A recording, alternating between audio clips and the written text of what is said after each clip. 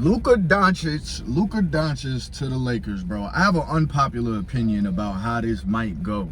I know everybody's saying that the Luka Doncic trade is very good for the Lakers and, it's great for their future because he plays so good for the Mavericks. I have a very unpopular opinion about that. Because we have to remember, we've seen super teams come together. We've seen great players go play with other great players, and this is kind of a similar situation. So think about Luka going to the Lakers. Matter of fact, I'll start it here. The thing about Luka being on the Mavericks and playing so good on the Mavericks, you got to think about it. He grew into that franchise. Like, in the beginning, I feel like the expectations wasn't there because he was a rookie. So he grew to be the man of the franchise to the point where his teammates give him the ball. Luka, do you. If you need us, we here. But this is your team. Luka, do you. That's a different level of a green light. Like, and we've seen that play out a lot of times. Like, where, like, this is this player's team. Like John Wall, for example. When John Wall was on the, what was he on, the Wizards? He was allowed to do whatever he wanted to do. Granted, I mean, they didn't get far. Even like Trae Young right now, like on the Hawks. He can do whatever he wants to do. So, yeah, he could score 30. He could score 40. The ball is going in his hands. His team relies on him because there's not a lot of other good players that he plays with. Granted, Luka plays with Kyrie. But Kyrie took the backfield to let Luka still run the show. Now, keep up with me. If you're a ball player, you understand this. Luka going to the Lakers, you still got Austin Reeves that, like, he likes to have the ball in his hands. You still have LeBron James. And, I mean, you got all the other guys. Now, unless they start, like, they play them at, like, different times, or LeBron takes the power forward role, or he plays the three. But LeBron like to have the ball in his hand. Like, LeBron is not a catch-and-shoot guy right now. Like, LeBron is a facilitator. And I just feel like Luka gotta have a ball in his hand. So I sit here and I think about people like KD going to play at Phoenix with Devin Booker. It's kind of like the same thing. Like, Devin Booker was killing before KD came. But when KD came, now he got to share the ball. Now there's pressure on whether or not should you pass to KD because there's another option player, or should you go ahead and get in your rhythm and play.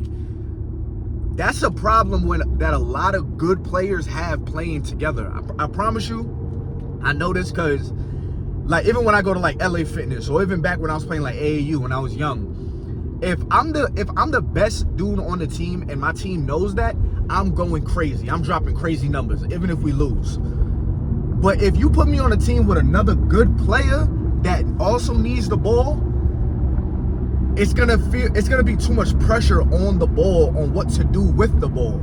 Like, and that a lot of times that affects the play of, that great player, if that makes sense. So for instance, Luka, it might be like, damn, here I am, I'm on LeBron's team. Like this is LeBron's team. This might be, one of LeBron's last few years. Should I shoot this? Should I ball hog? Should I keep the ball and like everybody just flow through me? Or should I pass? That messes up your jump shot. Now, Luka is a different breed, but I definitely think this is a part of the game that nobody's really thinking about, because we thought KD and Devin Booker, oh, that's a chip. It wound up not being a chip, like, because KD needs the ball.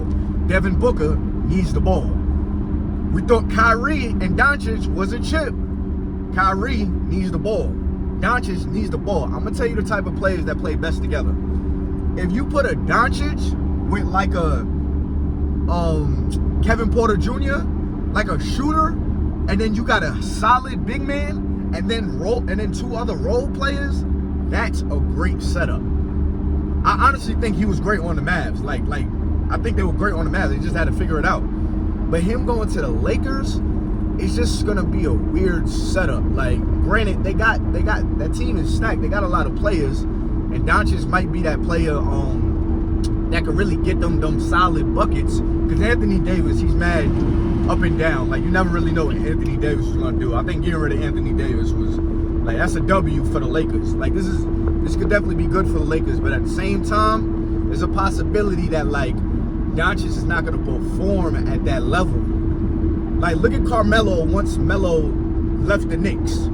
It was like, you know, he wound up being the role player of a whole bunch of other teams because it's like he needs the ball. You know, you have people that are ball dominant. You have people that know how to play off the ball. You have people that are slashers, people that are just dirty players, like Dennis Rodman. They'll get in the mud. And then you got big men. Then you got just straight shooters.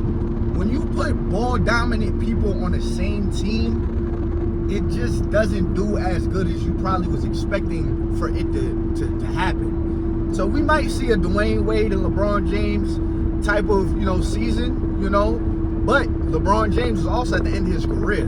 So I don't know. And LeBron James don't play that much defense anymore either, because I think, you know, he's starting to realize he's slowing down. And Doncic doesn't really play D either. So I don't know. It's just a lot of things that I'm thinking about. Like, anytime the anticipation is this high, you think about like the Bronny James situation, it's always like a letdown around the corner. You know, the stakes is so high that you can only go down from here.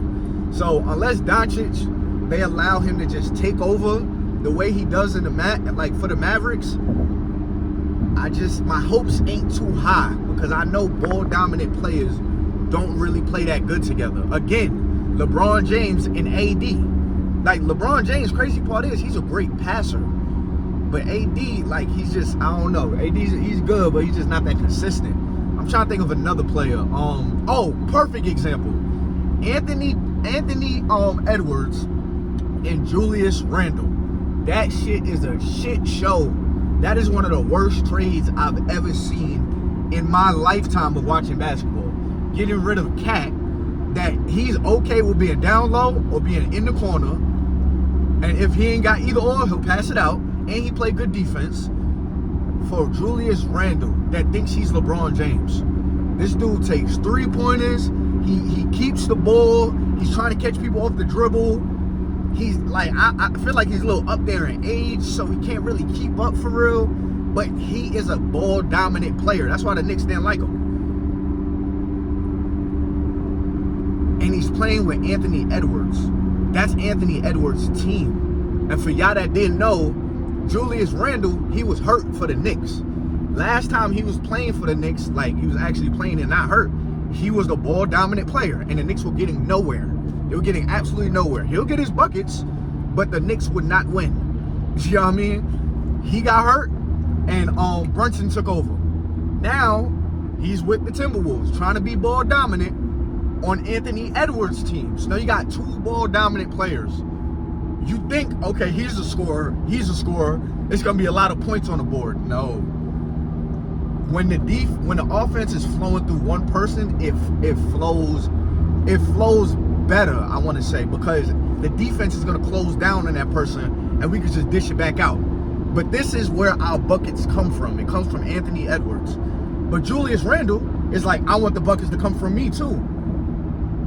If he comes off the bench, it'll be much better. Like, he could run the whole bench scene. But again, you put two ball-dominant players, it's just like, it don't look good.